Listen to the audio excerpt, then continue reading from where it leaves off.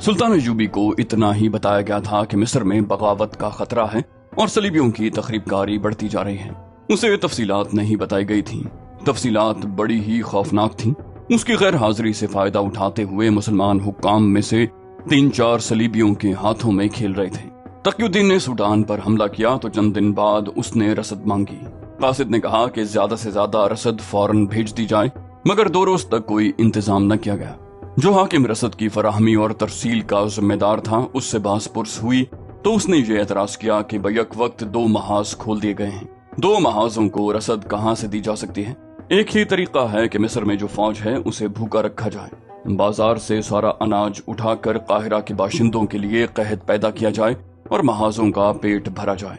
ये एक आला रुतबे का हाकिम था, मुसलमान था और सुल्तान अय्यूबी के मसाहिबों में से था। उसकी नीयत पर शक नहीं किया जा सकता था। उसकी बात सच मान ली गई कि अनाज वगैरह की वाकई कमी है। ताहम उसे कहा गया कि जिस तरह हो सके महाज पर लड़ने वाले फौजियों को रसद जरूर पहुंचे। उस हाकिम ने इंतजाम कर दिया, मगर 2 और दिन जाया कर दिए। 5वें रोज रसद का काफिला रवाना हुआ। ये ऊंटों और खच्चरों का बड़ा ही लंबा काफिला था। मशवरा दिया गया कि काफिले के साथ फौज का एक घुड़सवार दस्ता हिफाजत के लिए भेजा जाए। उसी हाकिम ने जो रसद फराहम करने का जिम्मेदार था फौज का दस्ता भेजने पर एतराज किया और जवाज ये पेश किया कि तमाम रास्ता महफूज है, उसके अलावा मिस्र में फौज की जरूरत है। चुनाचे रसद हिफाजती दस्ते के बगैर भेज दी गई। रवानगी के 6 रोज के बाद इत्तला आ गई कि रसद रास्ते में ही यानी सूडान में दुश्मन की घात में आ गई है। सूडानी रसद बमा जानवरों के ले गए हैं और उन्होंने तमाम शुतरबानों को कत्ल कर दिया है। काहिरा हेडक्वार्टर के बालाई हुकाम परेशान हो गए। रसद का जाया हो जाना मामूली सी चोट नहीं थी। सूडानी मैदानी जंग में फौज की जरूरत का एहसास उनकी परेशानी में इजाफा कर रहा था। उन्होंने जिम्मेदार हाकिम से कहा कि वो फौरी तौर पर इतनी ही रसद का इंतजाम करे। उसने कहा कि मंडी में अनाज की किल्लत हो गई है, ताजिरों में से कहा जाए कि अनाज मुहैया करें। ताजिरों से बात हुई तो उन्होंने अपने गोदाम खोल कर दिखा दिए। सब खाली थे। गोश्त के लिए एक भी दुम्बा, बकरा, बैल, गाय या कोई और जानवर नजर नहीं आया था। मालूम हुआ कि मिस्र में जो फौज है उसे भी पूरा राशन नहीं मिल रहा, जिससे फौजों में बेइत्मीनानी फैल रही है। ताजिरों ने बताया कि देहात से माल आ ही नहीं रहा। अली बिन सुफियान की जासूसी का इंतजाम बड़ा अच्छा था। इंकशाफ जल्दी हो गया कि बाहर के लोग देहात में आते हैं और वो अनाज और बकरे वगैरह मंडी की निस्बत ज्यादा दाम देकर खरीद ले जाते हैं। इसका मतलब ये था कि अनाज वगैरह मुल्क से बाहर जा रहा था। तब सबको याद आया कि 3-4 साल कबल सुल्तान अय्यूबी ने मिस्र की पहली फौज को, जिसमें सूडानी बाशिंदों की अक्सरियत थी, बगावत के जुर्म में तोड़कर उसके अफसरों और सिपाहियों को सरहद के साथ साथ काबिल काश्त अराजी देकर काश्तकार बना दिया था। वो लोग अब मिस्री हुकूमत को और मंडियों को अनाज देते ही नहीं थे। ये सूडान पर हमले का रद्द-ए-अमल था। ये इनकलाब 6-7 दिनों में आ गया था। अनाज की फराहमी का काम फौज को सौंपा गया। दिन रात की भाग दौड़ से थोड़ा सा अनाज हाथ आया, जो फौज की हिफाजत में सूडान के महाज को रवाना कर दिया गया। बालाई हुकाम के लिए रसद का मसला बहुत टेढ़ा हो गया। इससे पहले ऐसी किल्लत कभी नहीं हुई थी। उन्हें ये डर भी था कि सुल्तान अय्यूबी ने रसद मांग ली तो क्या जवाब देंगे। सुल्तान अय्यूबी कभी भी तस्लीम नहीं करेगा कि मिस्र में अनाज का कहत पैदा हो गया है। इस मसले का हल तलाश करने के लिए 3 हुक्काम की एक कमेटी बनाई गई। इनमें इंतजामिया के बड़े ओहदे का एक हाकिम सलीमुल इदरीस था। उस दौर की गैर मतबूआ तहरीरों के मुताबिक अल इदरीस उस कमेटी का सरबराह था। दूसरे 2 उससे एक ही दर्जा कम ओहदे के गैर फौजी यानी शहरी इंतजामिया के हाकिम थे। रात के वक्त ये तीनों पहले इजलास में बैठे तो 2 ने अल इदरीस से कहा कि सुल्तान अय्यूबी ने 2 महाज खोलकर सख्त गलती की है और तकीउद्दीन हारी हुई जंग लड़ रहा है। अल इदरीस ने कहा, फलस्तीन मुसलमानों की सरजमीन है, वहां से सलीबियों को निकालना जरूरी है। वहां मुसलमान कीड़ों मकोड़ों की सी जिंदगी बसर कर रहे हैं। वहां मुसलमान मस्तूरात की इज्जत महफूज नहीं, मस्जिदें अस्तबल बन गई हैं। एक ने कहा, यह सब बहतान है।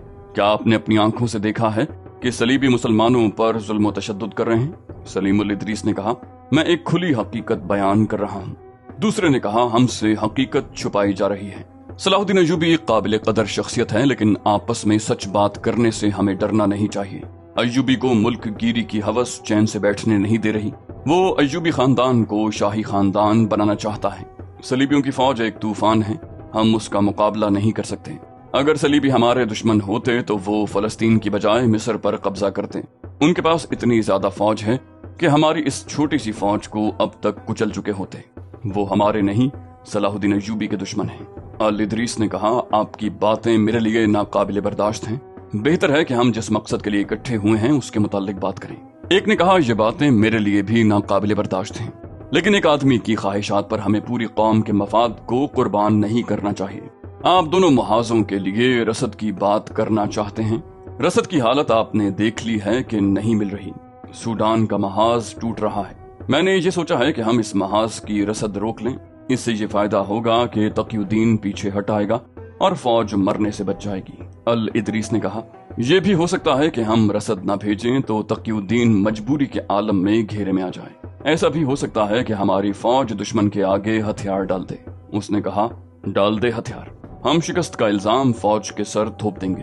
سلیم الادریس نے کہا، آپ کیا سوچ کر یہ باتیں کر رہے ہیں؟ اس نے جواب دیا، میری سوچ بڑی صاف ہے۔ صلاح الدین ایوبی ہم پر فوجی حکومت ٹھونسنا چاہتا ہے۔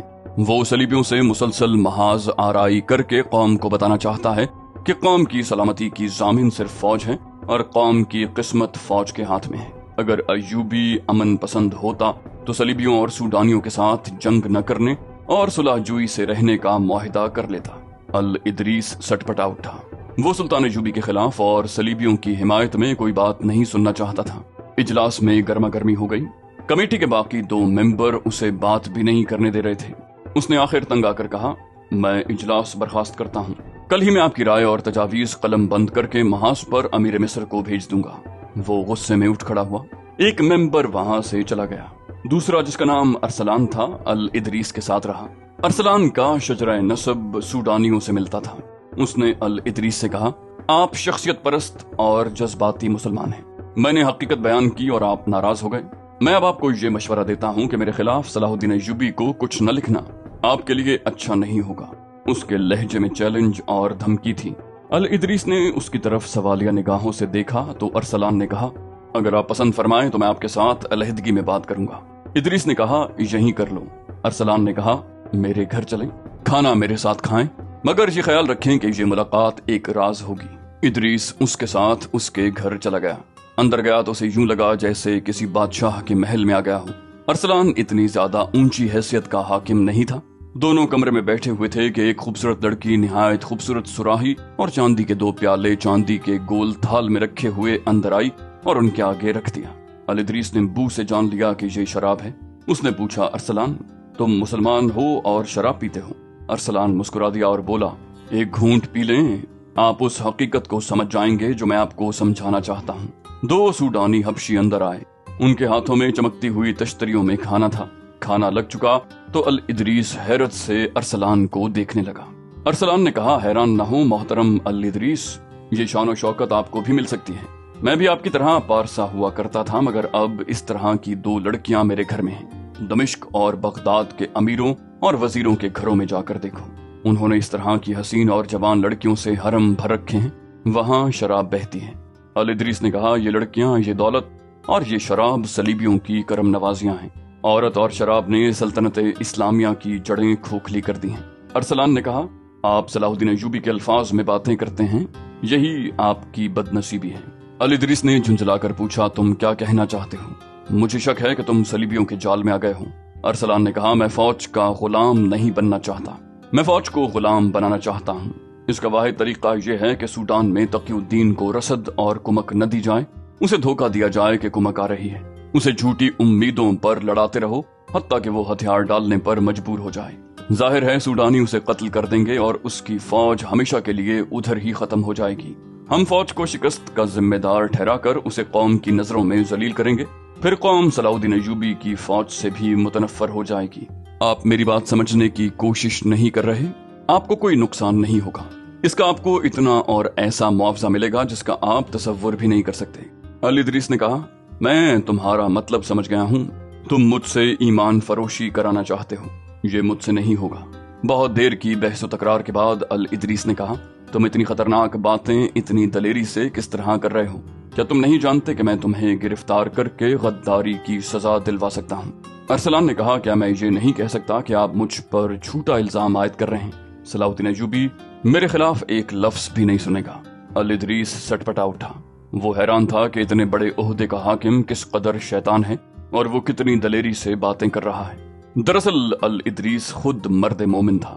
वो समझ ही नहीं सकता था कि ईमान को नीलाम कर देने वाले जिल्लत की किन पस्तियों तक पहुंच सकते हैं। उसके पास अरसलान को पाबंद करने और राह रास्त पर लाने का एक ही जरिया था। वो अरसलान के ओहदे से ज्यादा बड़े ओहदे का हाकिम था। उसने अरसलान से कहा, मैं जान गया हूं कि तुम क्या कहना चाहते हो और तुम क्या कर रहे हो। तुम जिस जुर्म के मुर्तकिब हो रहे हो उसकी सजा मौत है। मैं तुम्हें ये रियायत देता हूं कि 7 रोज के अंदर अपना रवैया दुरुस्त कर लो और दुश्मन से ताल्लुकात तोड़कर मुझे यकीन दिला दो कि तुम खिलाफत बगदाद और अपनी कौम के वफादार हो। मैं तुम्हें रसद की जिम्मेदारी से सुबकदोश करता हूँ। ये इंतजाम हम खुद कर लेंगे। अगर मुझे जरूरत महसूस हुई तो मैं तुम्हें उस महल में जो तुम्हें सलीबियों ने बना दिया है नजरबंद कर दूंगा। 7 दिन बड़ी लंबी रियायत है। कहीं ऐसा ना हो कि 8वें रोज तुम्हें जल्लाद यहाँ से निकाले। अल इदरीस उठ खड़ा हुआ। उसने देखा कि अरसलान मुस्कुरा रहा था। अरसलान ने कहा, मोहतरम अल इदरीस, आपके 2 बेटे हैं, दोनों नौजवान हैं। इदरीस ने कहा, हाँ, क्या है मेरे बेटों को? अरसलान ने कहा, कुछ नहीं, मैं आपको याद दिला रहा हूँ कि आपके 2 जवान बेटे हैं और यही आपकी कुल औलाद है। अल इदरीस उसके इशारे को समझ न सका। उसने कहा, शराब ने तुम्हारा दिमाग खराब कर दिया है। ये कहकर वो बाहर निकल गया। अरसलान के घर से निकलकर अल इदरीस अली बिन सुफियान के घर चला गया और उसे अरसलान की बातें सुनाई। अली बिन सुफियान ने उसे बताया कि अरसलान उसकी मुश्तबा फहरिस्त में है, लेकिन उसके खिलाफ कोई सबूत नहीं मिल रहा, ताहम वो जासूसों की नजर में है। अल इदरीस बहुत परेशान था और हैरान भी कि अरसलान इतनी दलेरी से गद्दारी का मुर्तकिब हो रहा है।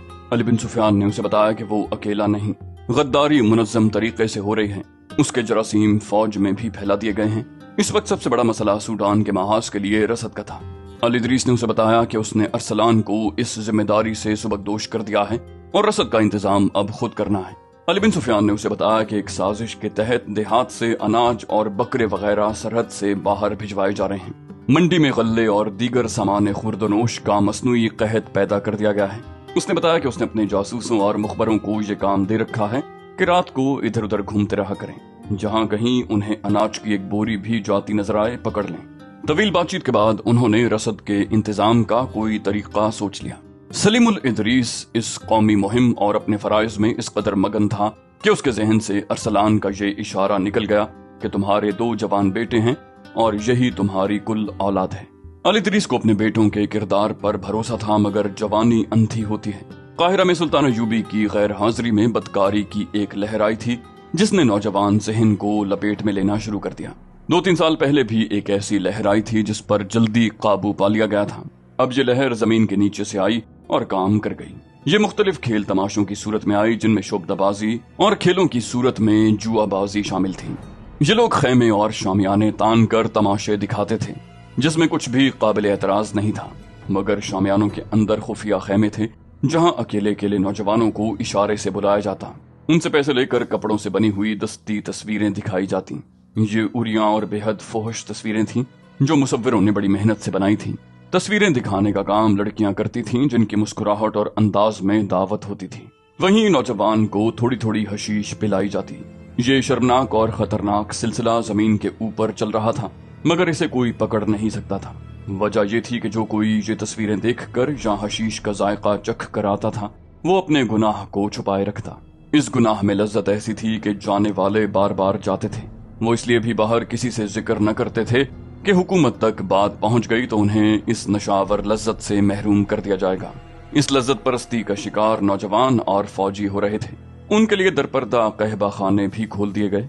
किरदार कुशी की ये मुहिम किस कदर कामयाब थी, इसका जवाब करक के कले में सलीबियों की इंटेलिजेंस और नफ्सियाती जंग के माहिर जर्मन नजाद हरमन अपने हुक्मरानों को इन अल्फाज में दे रहा था। स्पेन के मुसव्विरों ने ये जो तस्वीरें बनाई हैं, ये लोहे के बने हुए मर्दों को भी मिट्टी के बुत बना देती हैं।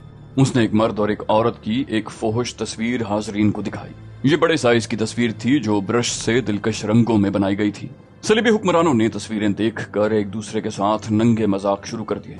हरमन ने कहा, मैंने ऐसी बेशुमार तस्वीरें बनाकर मिस्र के बड़े बड़े शहरों में उनकी खुफिया नुमाइश का इंतजाम कर दिया है। वहां से हमारी कामयाबी की इत्तलाएं आ रही हैं।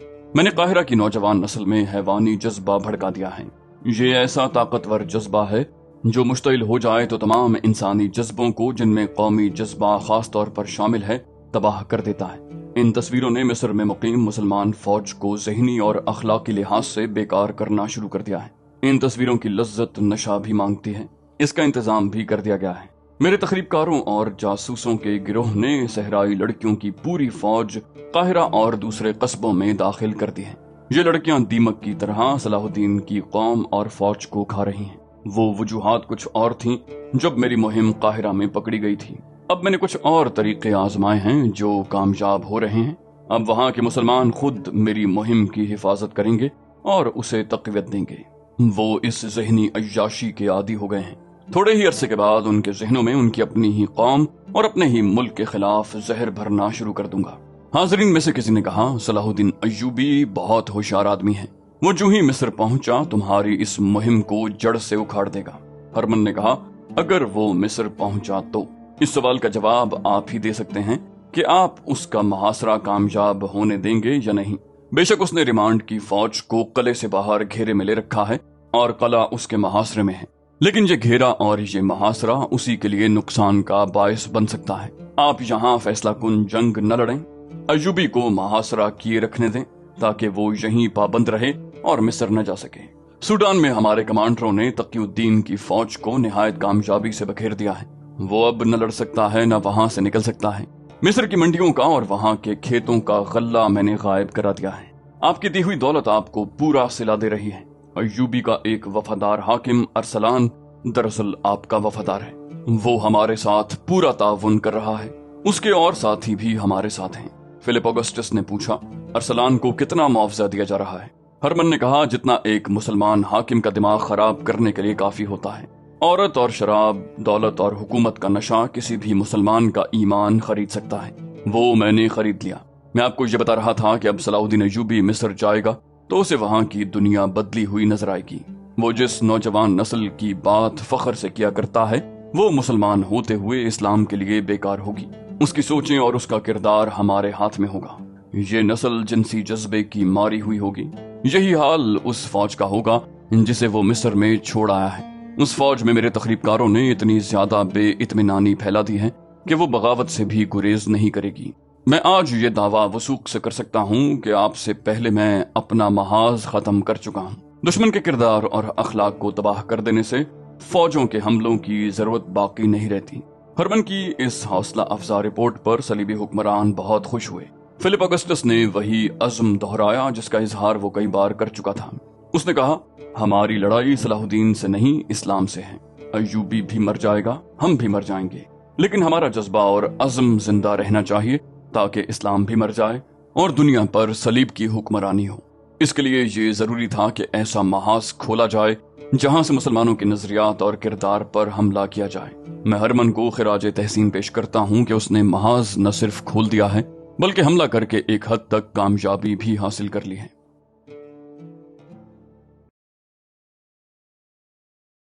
تو دوستو، یہ تھی ہماری آج کی ایپیسوڈ۔ امید کرتے ہیں آپ کو ہماری ایپیسوڈ پسند آئی ہوگی۔ جانے سے پہلے اس ویڈیو کو لائک، شیئر اور کامنٹ کرنا مت بھولیے، اور اگر آپ ہمارے چینل پر نئے ہیں تو اسے سبسکرائب کیجیے اور بیل آئیکن پر کلک کیجیے تاکہ آپ کو تمام ویڈیوز فوراً ملتی رہیں۔ اگلی ویڈیو تک کے لیے اپنا خیال رکھیے۔ اللہ حافظ۔